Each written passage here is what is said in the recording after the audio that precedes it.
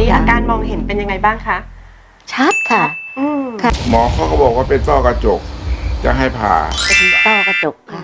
ค่ะแล้วก็ผ่าตัดข้างหนึ่งแล้ว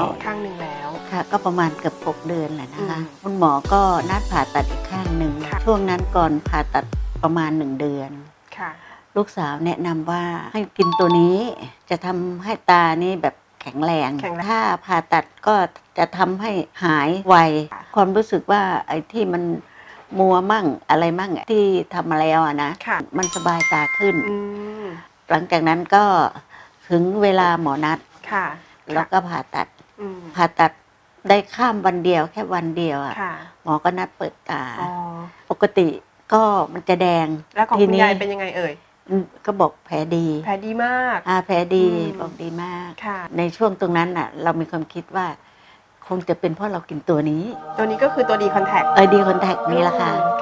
หลังจากผ่าตัดตาไปแล้วทั้ง2 ข้างนะคะยังคงทานดีคอนแทคอย่างต่อเนื่องแล้วตอนนี้อาการมองเห็นเป็นยังไงบ้างคะชัดค่ะถ้ามีแสงแดดมากๆเราก็ไม่กล้าเราก็ใส่แว่นตาดำค่ะยังคงต้องป้องกันอยู่ยังป้องกันอยู่แล้วก็ยังทานดีคอนแทคด้วยนะคะเพื่อบำรุงต่อเนื่องค่ะถ้าเกิดว่าจะให้คุณยายให้คะแนนตัวดีคอนแทคเต็ม10นี่คุณยายให้เท่าไหร่ดีคะ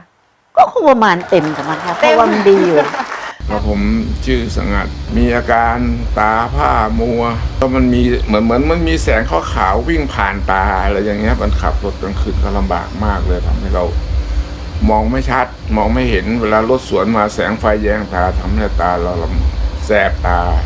ถ้าจะไปไม่ได้ล่ะก็เลยไปหาหมอเขาก็บอกว่าเป็นต้อกระจกจะให้ผ่า3 เดือนถึงจะได้ผ่าก็เพื่อนมาแนะนำว่าให้ใช้ดีคอนแทคก็เลยลองใช้ดีคอนแทคพอเดือนแรกก็เห็นผลแล้วเห็นผลว่ามันดีขึ้นมากสายตาเราดีขึ้นมากแล้วก็ได้ทานต่อมาเรื่อยๆจนครบ3 เดือนก็ปรากฏว่าอาการดีขึ้นก็เลยคิดว่าอยากให้ลองทานดูนะครับของเขาดีจริงๆ